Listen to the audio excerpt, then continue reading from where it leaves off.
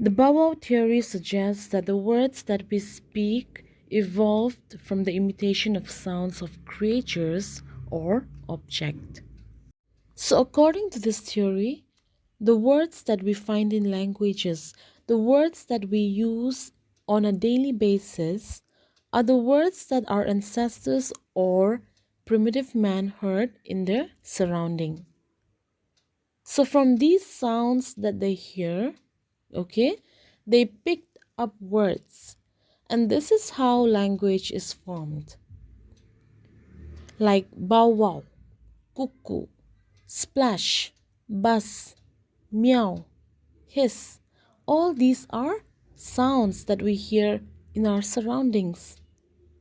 So they believe that the first language evolved from the imitation of sounds.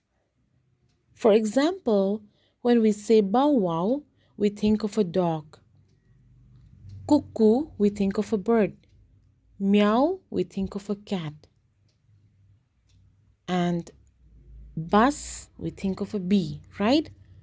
So the bow wow theory focuses on the imitation of sound in the surrounding, particularly animal sounds. The next theory is called the ding dong theory.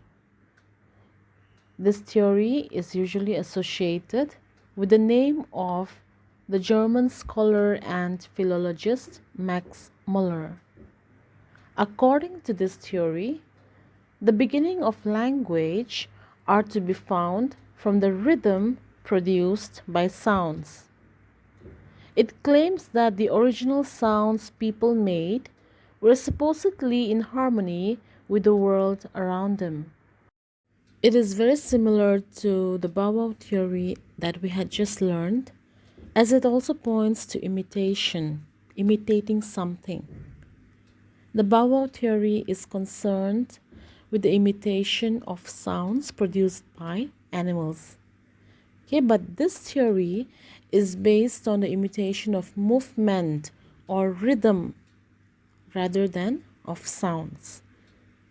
It is believed that language originated by observing a certain rhythm in the purling of the stream or the swaying of the trees in the wind, etc.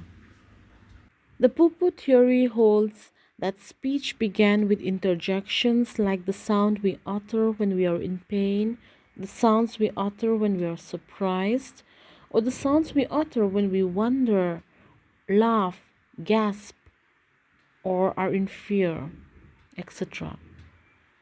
So, what sound do we make when we are in pain? We usually say ouch, right? When we are surprised, we usually say oh or wow.